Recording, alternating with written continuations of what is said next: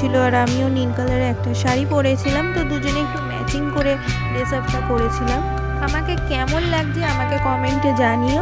আর ওকে আমি বলছিলাম যে ফুল আমার ভিডিওটা তোল, যাতে আমাকে দেখা যায় যে আমি কীরকম শাড়ি পরেছি। ওখান থেকে বেরিয়ে এসে কল্যাণী ইউনিভার্সিটিতে গিয়েছিলাম। আর ওখানকার এক একটা ডিপার্টমেন্টে এক এক রকমভাবেই পুজোটা হয়, আর যার যার ডিপার্টমেন্ট সেই পুজোটা করে, খুব সুন্দর করে পুজোগুলো করে। তো আমরা গিয়েছিলাম, এখানে একটা সুন্দর ডিপার্টমেন্টে পুজো হয়েছে, সেটাই দেখো তোমরা।